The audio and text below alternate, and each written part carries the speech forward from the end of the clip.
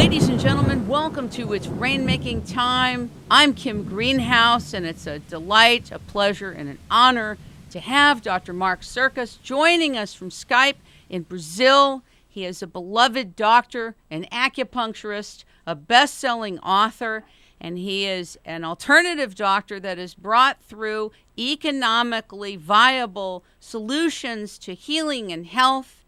He has hundreds and thousands, actually millions of people listening to him, reading his work from around the world. And we're going to be talking about one of his new books, Anti-Inflammatory Oxygen Therapy. Now, we all know that oxygen is important, and many of us know that oxygen, anytime you oxygenate, you help the body heal, you help the body become more vital, and that oxygen is the key to a long life. But there's actually a science to oxygen that most of us don't know about. How about the fact that cancer hates oxygen, and that the more oxygenated that we are and can get, the less likely we will have diseases affecting us. Dr. Sircus is the founder of the International Medical Veritas Association. He is the author of so many books. I'm going to read you a list of a few. Sodium bicarbonate, Treatment Essentials, Iodine, Transdermal Magnesium Therapy, Medical Marijuana, Selenium Medicine, Win the War on Cancer, New Paths to Diseases, to Diabetes Cure, Magnesium, the Ultimate Heart Medicine. It goes on and on. Natural Allopathic Medicine, Heart Health, Anti-Inflammatory Oxygen Therapy, Love and Sex Medicine. Now, normally I would prefer to do the entire show on love and sex medicine and take a half a day with Dr. Mark Sircus and do that, but we're bringing you the science of oxygen today. Welcome the Kingpin from Brazil, Dr. Mark Sircus. Welcome to It's Rainmaking Time. Well, thanks for having me, Kim. You've written a lot of books. Yeah, well, I just finished actually my last one is not a book. It's gonna come out as a cancer compendium of 2,400 pages called Surviving Cancer. And then I'm quitting writing for a while. I'm gonna retire from writing and do something else. Now, you have a healing center in Brazil, and are you doing consultations as a doctor from Brazil to people around the world? Well, not in Brazil, but I do consultations, and on my site that people can subscribe to do a half hour, an hour, and I teach how to practice natural allopathic medicine, or how to apply my medical approach or the protocol on cancer. I teach people how to do that themselves in their own homes. You have written about, before we get into everything on oxygen, because it's so important, and it's, for some reason, oxygen has been kind of, most of the public is kind of scared of oxygen. Oh, we only think of using oxygen when you're in desperate shape, not for health and healing and revitalization and oxygenating the blood and the cells in the body. Because there's a different perception about the need and use of oxygen, before we get there, I want you to explain. You coined the term natural allopathic medicine. Now, my understanding was there's allopathic medicine and there's natural medicine, and you're bringing them all together. Explain to the public what allopathic medicine is and what alternative or natural medicine is first, would you? Well, I like to think of the best side of allopathic, which is supposed to be, whether it is or isn't, a rational, scientifically based, logical medical approach. Now, Western medicine, even though it's allopathic, even though they don't like that name, the homeopaths gave them that name, to me is anything but rational. But still, there's a perspective that Western medicine is scientific and is rational. So that's the positive side of Western medicine. The negative side is that it only deals with poisons in terms of cancer. It uses the wrong chemo agents and uses the wrong type of radiation. I mean, I believe in chemotherapy and I believe in radiation therapy, but you should use chemical agents, or natural ones, of course, that have anti-cancerous or anti-tumor effects and have no side effects. They exist. Medical marijuana is a very good example. Radiation therapy. Instead of using nuclear energy, the radiation that causes more cancer and burns a person badly and hurts the immune system, why not use far infrared and near infrared radiation? I do. Natural allopathic medicine has replaced the nasty, negative, poisonous effects of allopathic treatments, whether it be in cancer or treating any other disease, with natural agents. But the real reason I created the name natural allopathic is that the core of my protocol was based originally on emergency room and intensive care medicines that only, of course, the best centers use, like magnesium chloride, magnesium sulfate injections, selenium injections, sodium bicarbonate injections, and intravenous. These substances are all used in the emergency room, or good emergency rooms, and yet they're not pharmaceuticals. People don't like to talk, doctors don't like to talk about them very much because they're not in favor. Nobody makes money on these things, but they're used every day. Sodium bicarbonate is the cheapest medicine in the world. You can buy it in the supermarket. Dr. Sircus, don't they put in the Arm& Hammer baking soda, which is sodium bicarbonate, don't they put aluminum in it? So, I mean, I No, know there's some no. companies that provide it without aluminum, but what do you say to that? That's a nice marketing ploy that somebody thought of, aluminum-free sodium bicarbonate. But it's baking powder that has the aluminum in it, not baking soda. So Arm & Hammer's, no, it has no aluminum in it. You can buy it. You can do anything you want with it. You can take baths in it. You can drink it. You can vaporize, nebulize it into the lungs. You can put it into enemas. You can do whatever you want Oh, that's really great. safely. That's really important to know because a lot of people were saying that aluminum was added to it. I thought, that's crazy. Why would they do that? That didn't make any sense to me. I'm glad you cleared that up. Talk a little bit about, let's talk about inflammation in the body because the inflammation is at a root kind of causal agent to so many diseases. It's a condition which is the precursor to so many diseases that you've mentioned in your new book, Anti-Inflammatory Oxygen Therapy. When I had a friend of mine who had cancer, a tumor behind her nose, a couple of years back, I interviewed Dr. C. Mancini, and he was convinced that she had to fly to Rome and then to Argentina to have these baking soda treatments or sodium bicarbonate treatments, but the cost of doing it was so prohibitive. Neither I could contribute enough to my friend to keep her alive, nor could she afford over $50,000-$60,000 for something like this. So I became very disheartened. I'm being very honest with you.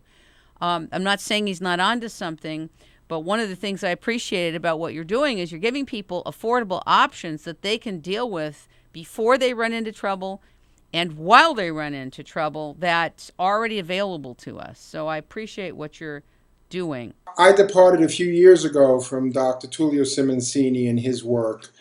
And my book on sodium bicarbonate will be published in about 2 weeks in New York. I am, of course, the only person in the world who's written a book on sodium bicarbonate. Hasn't he? Well, his book is more focused on cancer and fungus and his treatment, but not on sodium bicarbonate as it's a whole world of information about sodium bicarbonate, not just for cancer. It's one of the most useful substances in the world, whether you brush your teeth with it, or whether you take baths in it, or use it for shampoo in your hair, or put it in your refrigerator to take the odors out. I mean, there's books. There's a book about all the different hundreds of uses of sodium bicarbonate. But I found that you could use it very inexpensively, taking it orally for maybe 25 to 50 cents a day maximum, or put it in baths. That instead of spending, a fortune going to Rome to get intravenous treatments that only he seems to be able to do successfully, you could employ the power of sodium bicarbonate at home for pennies a day and get better results, because you can dose yourself, all day long with oral treatments, where you can't do that with injections. And you can only, when you put it in the blood, you're very limited to how much you can use, because you can't change the pH of the blood without killing a person. So it's a very delicate operation. But taking it orally or jumping into a bath, you can instantly alkalize your body. And for cancer sufferers, this is a real, or people with kidney disease or diabetes. I mean, the list goes on and on. I just want to finish what I was saying, just to share with you in the audience about Dr. C. Mancini, because this show is not about him, but because he was one of the people that broke the ground of at least getting the word out there about sodium bicarbonate and its importance in the body. I just want to say this, that if anything is that expensive, that somebody with a tumor behind their nose would have to come up with over 50 grand to make it possible, then it's really not that way of getting it, since it's not being given by most hospitals, it's not being given by most surgeons, it's not accepted in the oncology circles. It means that that remedy is only for the very wealthy. Let's call a spade a spade. It's not medicine for everybody. It's medicine injected for just the very wealthy. That's why I appreciate what you do, because everything you recommend is affordable, it's doable, it's usable, and you can get results right away. The other thing I want to tell you that he said to my friend is he on the show when I interviewed him, that if she doesn't come to him, she will die. Now, one of the issues I have with doctors, I may have shared with you, I've certainly shared on other health shows that we've done, is when a doctor proclaims death over a patient and prophesizes death if they don't do what they're telling them to do. I think that is a horrific, disservice, criminal thing to say to a patient who believes in a doctor that they're going to die if they don't do what they tell them. So that's why I said don't go to him. Even if we had the money, don't go to him. And we put her on medical grade marijuana. She got a card. She did Rick Simpson's hemp oil, and she's alive today. That's wonderful. And, you and I did a piece on medical marijuana, and, after I read your book. And I'm so glad that you did that, because you brought home so much of the truth about the science of this herb. And this medicine that has really been kind of a boogeyman. Let's go back to your book on oxygen therapy. When she was done with before she went into Rick Simpson's treatment, she was on the HBOT, which is the hyperbaric oxygen treatment. And she had about, 15 sessions. This is after she almost died in chemotherapy and radiation. And it really helped her. The thing was that it's so expensive. It's so expensive. I had to go to a minister who owned a clinic to get him to administer HBOT to her, hyperbaric oxygen treatments, to keep her alive, before I ever became aware that medical marijuana and the Rick Simpson oil, making the oil, was curative. And I'm going to use the word cure, because no doctors in America or probably in the world could use the word cure. So I'm very interested, as a former tournament tennis player as well, the oxygenation of the body. And I'd like you to talk about what this new protocol you have with respect to oxygenating the body and exercise in combination does. Talk about it. Well, this comes from the work of a student of Wahlberg's. Otto Warburg. Yeah, and from the 20th century, and it was called oxygen multi-step therapy, and otherwise known as EWOT, exercise with oxygen therapy. And what that therapy was, I'll say was because it's now vastly improved, but there's different, maybe 20 different variations of it. But bottom line is you get on a bicycle in your office or home, and you start riding, and you have a mask on connected with a very thin tube to an oxygen concentrator. And basically, and where do you get the oxygen concentrator, Mark? Just about where do you get that oxygen? And just about anywhere online in any country. It's a standard device. Some places you need a prescription, other places you don't. There are 5. Basically, your choice is a standard 5-liter a minute unit or a 10-liter a minute unit. To do the old way of therapy, you'd have to buy a big one, a 10-liter unit. And you get on the bicycle and you start pedaling and you breathe this purified oxygen at 10 liters a minute. But if you're pedaling and you're breathing 60 or 70, it means you're breathing 10 of the purified and say 60 of the regular air. Even at this level, you would get, after 32 hours of training, you would get a specific medical effect, which is taking the inflammation out of the capillaries of the vascular system, allowing more oxygen to flow into the tissues. Now, this is, it's the basic reason higher levels of oxygen, like hyperbaric chambers, work. The oxygen is the key to life, moment by moment, second by second. The issue about oxygen, though, that you're bringing up with this new kind of protocol with oxygen is what exactly? What is the public going to do that's going to oxygenate different than exercise would, or staying away from sugar, which disrupts the oxygen flow and disrupts the body temple? What is this protocol? Well, it's the first thing when you think about oxygen is our breath and our breathing. There are inexpensive ways that one has to work on and work with to increase their oxygen. And there are very convenient ways that are very expensive, like buying a hyperbaric chamber or going and renting one and doing a series of treatments. One of the best devices of $50 I ever spent is on a little device. It was originally developed in Russia called the Fravlov breathing device.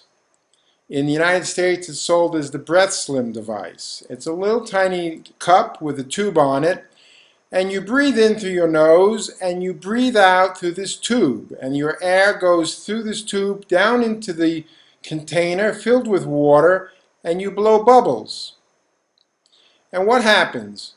It's like putting the brakes on your breathing. You slow the breathing down by putting resistance. You're breathing through water.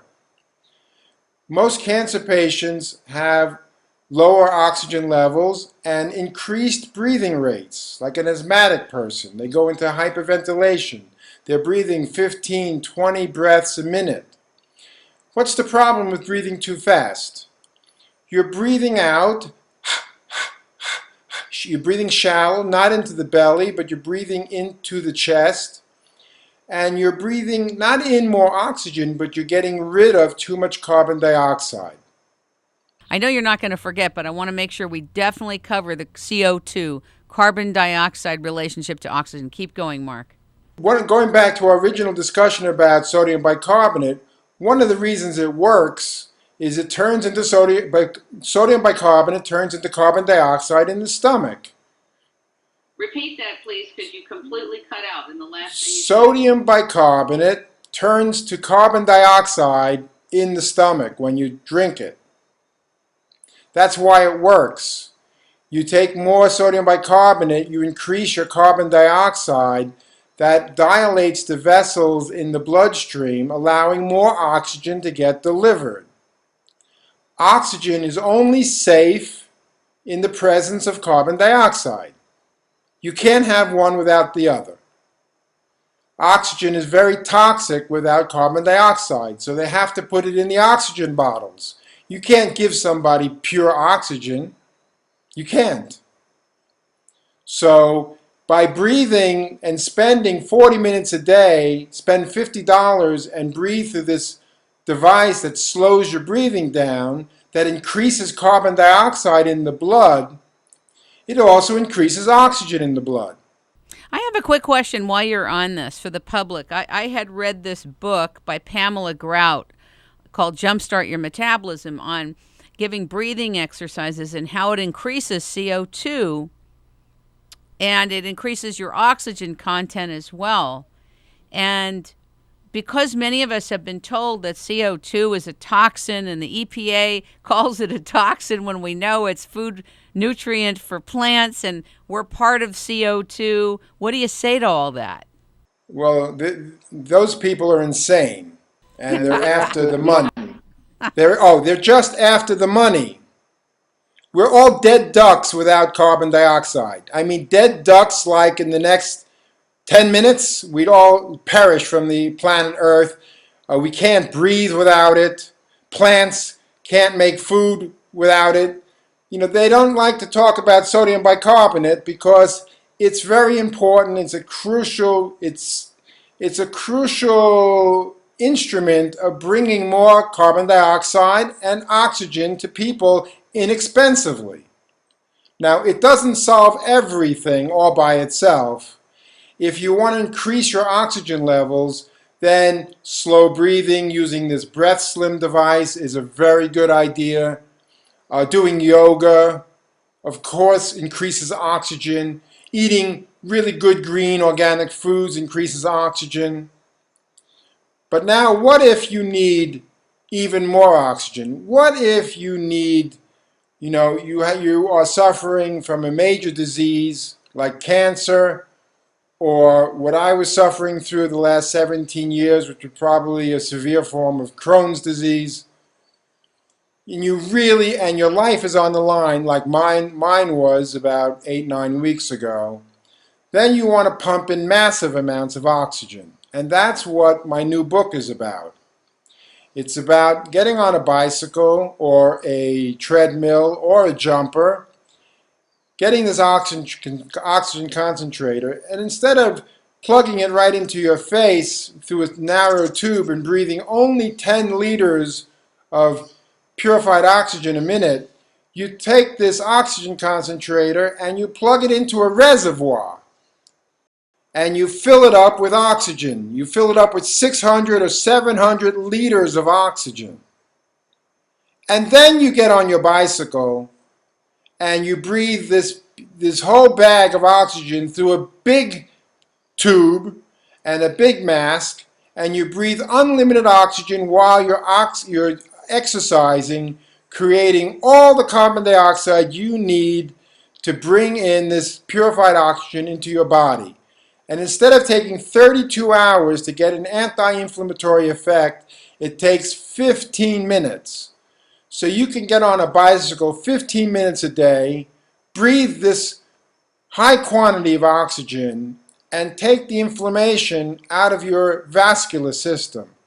So at home or at the office, you can get on a bicycle and exercise for 15 minutes a day, breathing unlimited oxygen, and have this anti-inflammatory effect that you cannot get in any other way. Getting into a hyperbaric chamber does not bring up the oxygen pressure or intensity to the kind of level I'm talking about when you breathe unlimited oxygen while you're exercising, while you're using your heart and your lungs as a pump to get this oxygen everywhere into the vascular system.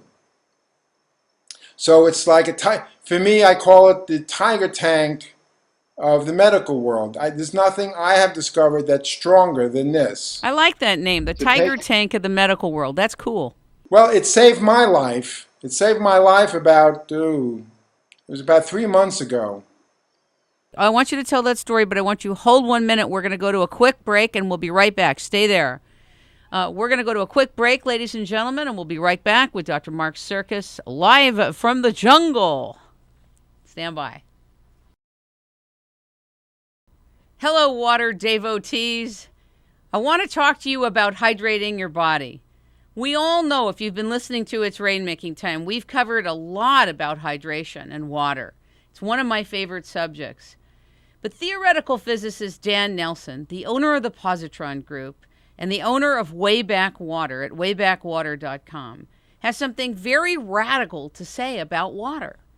What he says is that our water has been adulterated. Now, we all know that it's been infiltrated with chemicals all over the country and in other parts of the world. But what we don't know is that the molecular structure of water has been changed to such a state that our water is not getting in through our cell membrane, or what is called the aquaporin channel. So our cells are not getting hydrated. We're drinking, and basically what we're doing is irrigating our organs, but we're not hydrating our cells. And irrigating and hydrating is totally different. He says that chemistry cannot manipulate the bonding angle between hydrogen and oxygen in the H2O molecule. Dan Nelson says it takes physics to do this, not chemistry.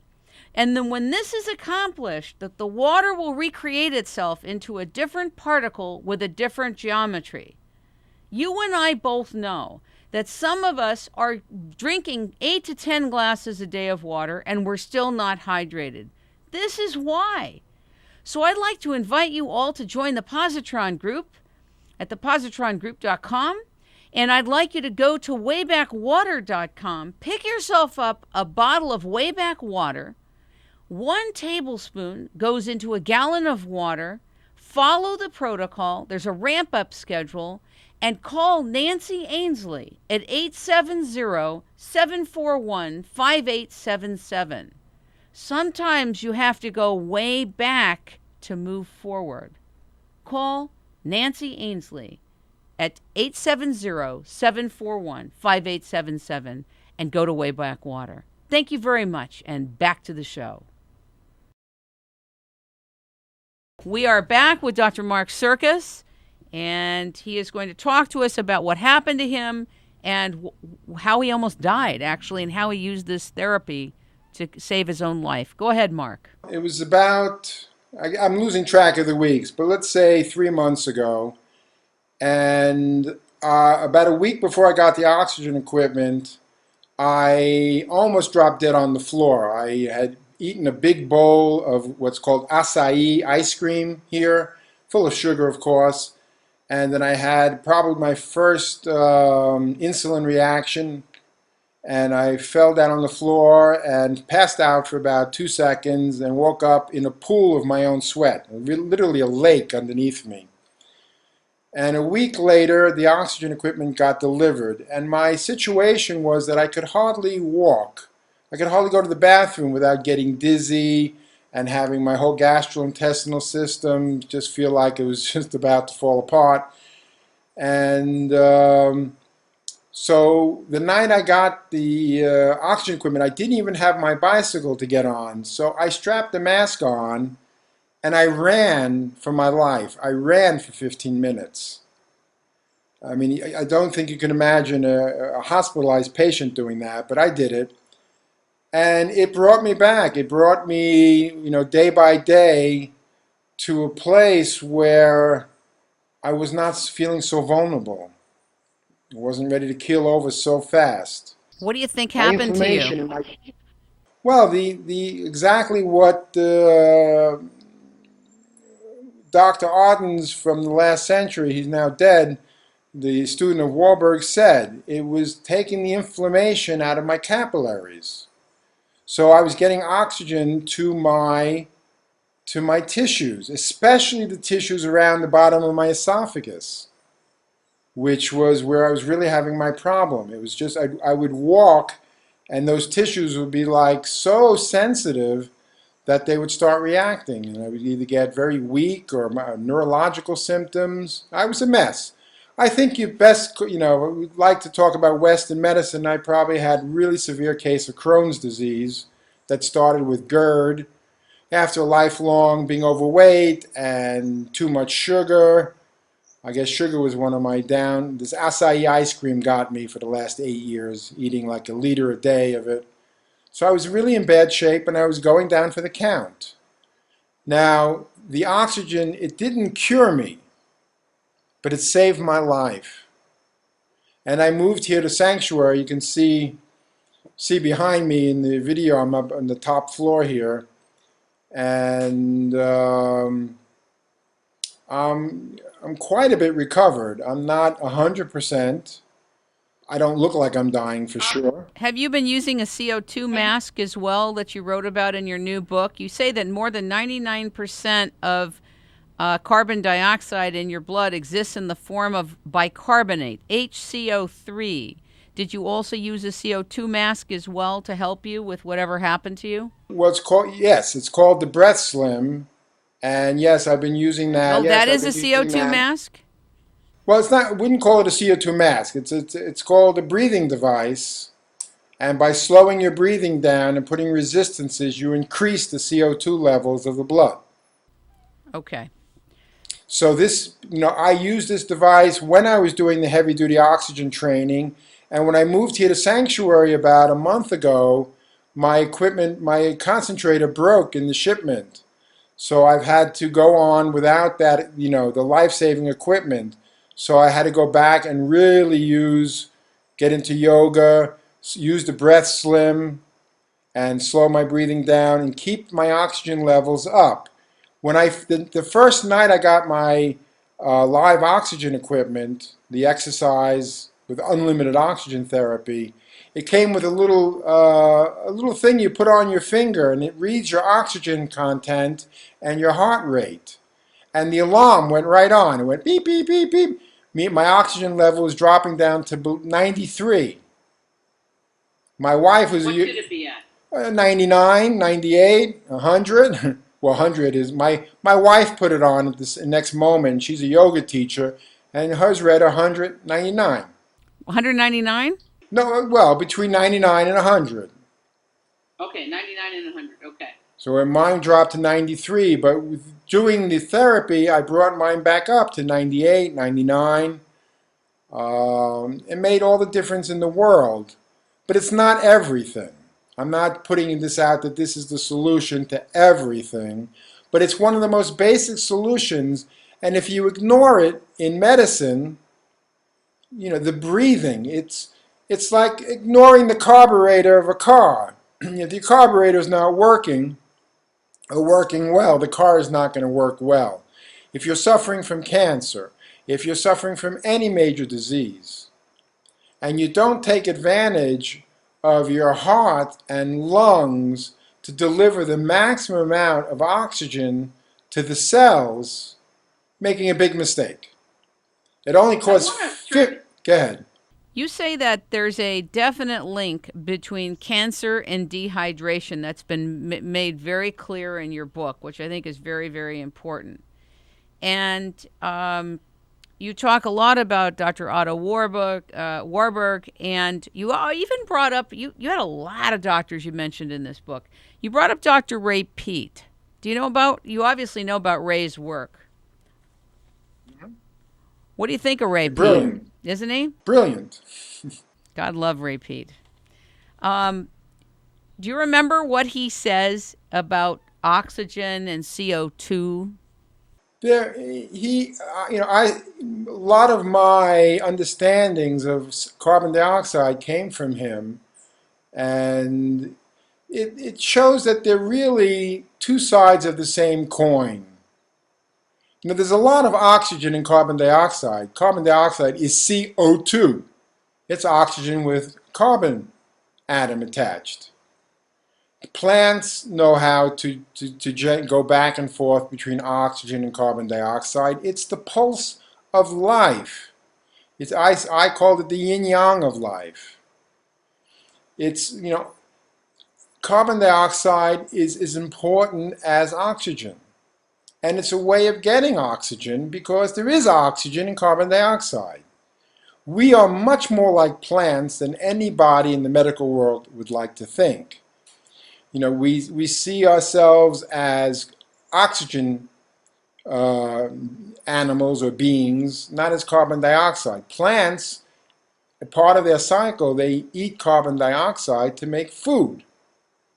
Well, we do too. Our mitochondria, which some people say is kind of like foreign genetic material inside of us, something like an invasion millions of years ago, but whatever you think, mitochondria are very sensitive to light. They're very sensitive to hydration levels, which we'll get back to in a second. You're bringing in a very important concept of hydration, which again is widely ignored. Not easy to be fully hydrated. And if you're dehydrated, of course your oxygen levels are going to go down. Everything, we're 99% by number in terms of molecules, water. We're water beings. Everything, our DNA, everything is surrounded and buffeted by water. And carbon dioxide and oxygen all fit in on the same basic level as water. And the mitochondria, which is like which create the energy, like plants create energy, they're responsive to not only light, but carbon dioxide or sodium bicarbonate and magnesium levels.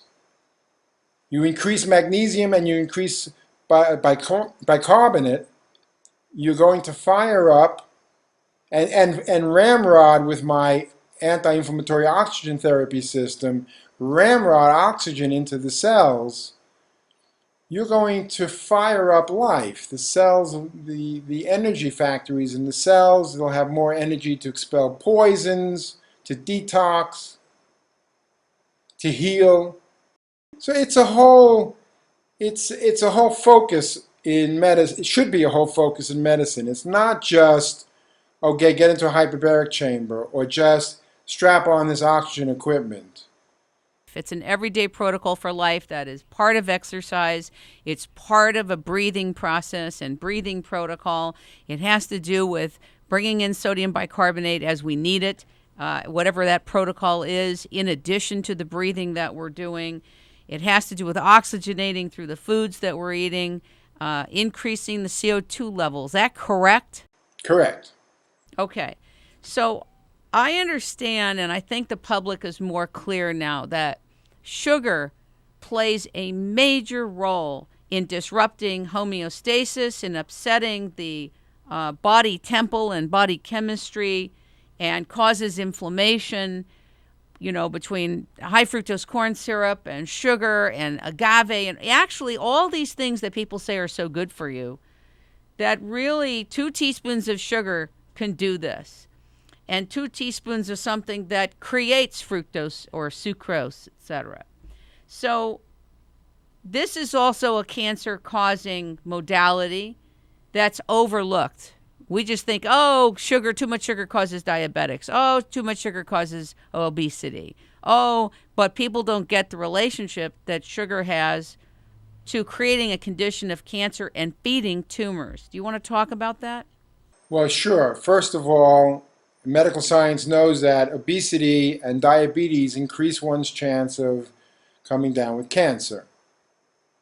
And since sugar is a prelude to these diseases, the best book I ever read on sugar was called Sugar Blues. It must have been written 30, 40 years ago. That was a great book. That was great. Yeah, and we look at sugar, and we might as well look at slavery and economic domination at the same time. It was like the first industry that made the blueprint for all these industries that came after it that make a lot of money by poisoning people. White sugar is a poison. Not that sugar itself is a poison, or all sugars are poisons. We can't live without sugar. But white sugar is a poison. That's why it's white. They take everything that's good out of it, all the minerals, and they just leave the pure poison. It'll create inflammation in your body. The more sugar you expose yourself to every day, the more inflamed, the more overweight, the more out of balance the body systems, the endocrine system will get. Sugar, white sugar, I'll stick with white sugar, is a poison. And most processed foods, of course, they don't use, they use white sugar or worse. They use the corn syrup, which has mercury contamination, much of it has. Corn syrup has got to be the worst, and then white sugar. And treating doctors and oncologists, of course, do their patients incredible disservice by not getting their patients off the sugar. Otto Warburg talked about metastasizing tumors when he talked about cancer growth is caused when cancer cells convert glucose into energy without using oxygen. This guy won the Nobel Prize. Was it twice? Twice. Why do you think he's not part of modern day medicine, Dr. Otto Warburg? Brilliant. Well, modern day medicine to me has lost the ability to define itself as really medicine. I said earlier on that I called my medicine natural allopathic because the word allopathic stands for rational science. But Western medicine, from the days of the Rockefellers and before, just threw common sense, good sense, and science out the window. The pharmaceutical paradigm comes from the days of fascism and Nazism and profit in front of everything else. Pharmaceutical drugs are developed along financial lines, like it's built into the pie. I just found out something, and that was that, all the shootings that have happened in the last few years in the United States, the big ones, Mm-hmm. right? The big ones that, Yep. okay. We find out that all these people are on SSRI drugs, and it's not mainstream news. They're all heavily on these SSRI drugs. And it's pretty profound that in this country that it's not even up for consideration. In other words, the delivery of SSRIs is become mainstream. If you have a child that has any kind of problem or is suffering from something or has trouble in school, you just put them on an SSRI quickly. You can get any psychiatrist to administer it. But all of a sudden we have these shootings, and what is a pattern with all these shootings? All these people are on SSRI drugs. That's a perfect example, and one of the nastiest examples. Western medicine, doctors, oncologists, these are really nasty people. These are not doctors. They're not practicing medicine. They're practicing medical terrorism. They're practicing pharmaceutical terrorism, which is a form of, it's lying to people. It's deceiving people. It's making them slaves financially, making their bodies slaves to no different than a drug pusher. Today they put, many people are on, more than one. They're on 2, 3, 4, 5 drugs or more at a time. They've never, ever, ever tested the interaction of different drugs and how the chemicals combine and what the toxicity. There's no studies on that. And yet doctors have no problem hooking you from one drug to another, to another, to another. This is not helping people. It has nothing to do with the Hippocratic Oath, which is supposed to be guiding medicine. Thou shalt not hurt people by trying to help them. So I don't know what to call them anymore, what they're doing, but poisoning people, and that's what allopathic medicine is based on, the bedrock. The poison makes, the dose makes the poison. It's 400 years old. That means if you take a chemical that's toxic and you just give a very little bit, you get a pharmaceutical effect that you can control, but it's still a poison at a low dose. Now, unfortunately, the side effects are really the main effects of most pharmaceuticals. They don't like, it's very, slippery, side effects. There's nothing to the side about them. They're right down in the middle, they're right on the box, and you're almost guaranteed of getting a side effect, which is a main effect. It's the effect at low dosages of what you would expect from a poison. So it's a slippery slope. That's why dealing with oxygen is healthy. Carbon dioxide is healthy. Magnesium, injecting it, nebulizing it, taking baths, putting massage on your skin, it's healthy. If you inject it, it'll save your life in a heartbeat if you're having a heart attack. Sodium bicarbonate. The iodines, selenium, these things are medicines, but they're natural substances, concentrated for medical use. Why don't they use it? Or why don't they use it in a broad way? Because they're not practicing medicine. They're practicing making money. They're practicing being obedient to the United States government, to the FDA. It's got to be the greatest Nazi organization that ever existed on this planet. 100,000 Americans are killed every year by properly prescribed pharmaceuticals. 100,000. I don't know how much this year or last year, but Dr. Starr, I guess she's from, I'm not sure, from Harvard or someplace in Boston, in 2001 put together all the numbers, and in 2001 it was 109,000 people died of properly prescribed medication. Forget about improperly prescribed. That's a lot of killing by FDA-approved drugs. We live in perilous times right now. Perilous times. That's right. As you know, in the United States, we have forced a forced product on us called forced medical insurance.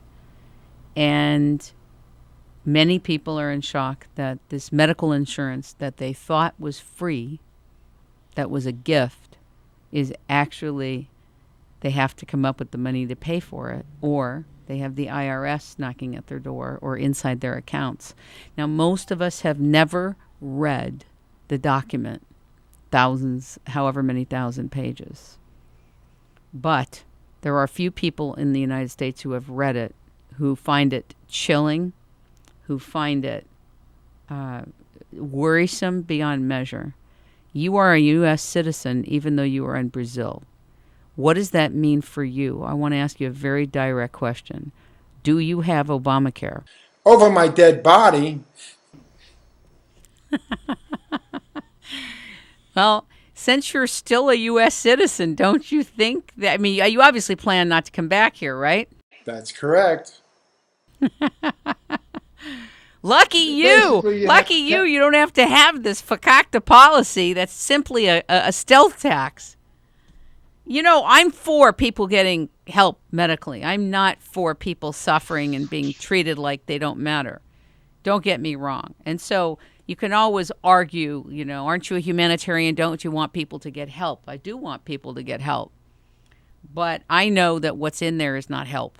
It's not real help. It's the siphoning of people's money. It's forcing them to pay something they don't want, which in a democratic society or in a republic should never happen. And then with the IRS being able to come after you if you don't buy this thing is absolutely frightening. So this is why it's so important to be ready with these remedies like iodine, like magnesium, like sodium bicarbonate, like learning how to better oxygenate so that wherever you are in the world, you're handling this so that you don't never need to call upon these policies. Dr. Mark Sircus. So I want to just say to you that how much I appreciate you. I'm very sorry we've had so much difficulty getting a feed from where you are in Brazil. Are you in Brazil? Yes, I'm in the interior highlands.